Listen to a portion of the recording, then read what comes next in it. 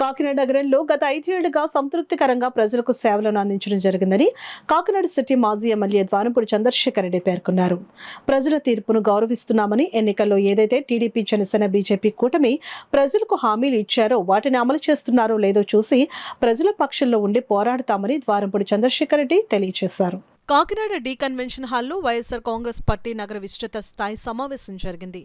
Party నగర అధ్యక్షురాలు సుంకర శివ ప్రసన్న అధ్యక్షతన జరిగిన ఈ సమావేశంలో మాజీ ఎమ్మెల్యే ద్వారంపూడి చంద్రశేఖర్ రెడ్డి, ఎమ్మెల్సీ కర్రి పద్మశ్రీ, కూడా చైర్పర్సన్ రాగిరెడ్డి చంద్రకళా దీప్తితో పాటు పార్టీ శ్రేణులు పెద్ద సంఖ్యలో హాజరయ్యారు.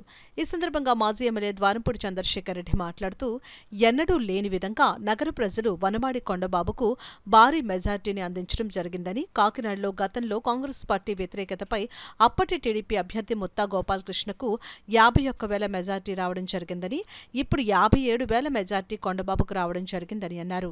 ఏదైనప్పటికీ కాకినాడ ఎంపీ తంగెళ్ల ఉదయ్ శ్రీనివాస్ కు, Kakinada city MLA Vanamadi Kondababu, rural MLA పంతం నానాజీలకు ఈ సమావేశంలో ద్వారంపూడి చంద్రశేఖర్ రెడ్డి శుభాకాంక్షలు తెలిపారు. ఈ కార్యక్రమంలో పెద్ద సంఖ్యలో వైకాపా శ్రేణులు పాల్గొన్నారు. 2019 నుంచి 2024 వరకు కాకినాడ పట్టణ ప్రజలు నాకు అవకాశం ఇచ్చారు. చాలా సంతృప్తిగా పనిచేశాను. ప్రజలకు అందుబాటులో ఉంటూ, ప్రజల సమస్యలు తెలుసుకుంటూ, ప్రజల సమస్యలు పరిశీలిస్తూ, అభివృద్ధి పరంగా, సంక్షేమ పరంగా చాలా సాటిస్ఫాక్షన్తో వర్క్ చేయడం జరిగింది. నాకు ఇచ్చిన 5 సంవత్సరాల పెరిగింది.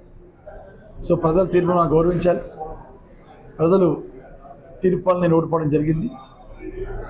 అయినా పర్వాలేదు, ఎప్పుడు ప్రజల్లో ఉంటూ ప్రజల సమస్యను పరిశీలించడం కోసం, కాకినాడ పట్టణ అభివృద్ధి కోసం, అదేవిధంగా సంక్షేమం కోసం తప్పకుండా ప్రజల వెంట ఉంటాను. ముఖ్యంగా ప్రజలు ఇచ్చిన తీర్పులో గెలిచినటువంటి మన వరవాడి వెంకటేశ్వరరావు గారు, కొండబాబు గారు, అదేవిధంగా పంత నానాజీ గారు, అదేవిధంగా ఎంపీ అయినటువంటి ఉదయ్ శ్రీనివాస్ గారికి అభినందనలు తెలియజేసుకుంటున్నాను. ఏదైతే ప్రజలు ఇచ్చిన తీర్పు ప్రకారం మీకు అక్కడ మెజార్టీ గెలిపించారు నమ్మకంతో, కనుక వాళ్ళకి అందుబాటులో ఉంటూ కాకినాడ పట్టణ సమస్యలు తీరుస్తూ, పరిష్కరిస్తూ మంచి చేయాలని మనస్ఫూర్తిగా వాళ్ళని కోరుకుంటూ, తప్పకుండా రాబోయే రోజుల్లో నేను కూడా ప్రజలకు అందుబాటులో ఉంటూ సమస్యల మీద తప్పకుండా ప్రశ్నించే కార్యక్రమాలు కూడా చేస్తానని ఈ సందర్భంగా తెలియజేసుకుంటూ, మరొకసారి కాకినాడ పట్టణ ప్రజలకి, కార్యకర్తలకి, నాయకులకి, అందరికీ కూడా, నా కోసం పనిచేసిన ప్రతి వ్యక్తికి కూడా మనస్ఫూర్తిగా ధన్యవాదాలు తెలియజేసుకుంటాను.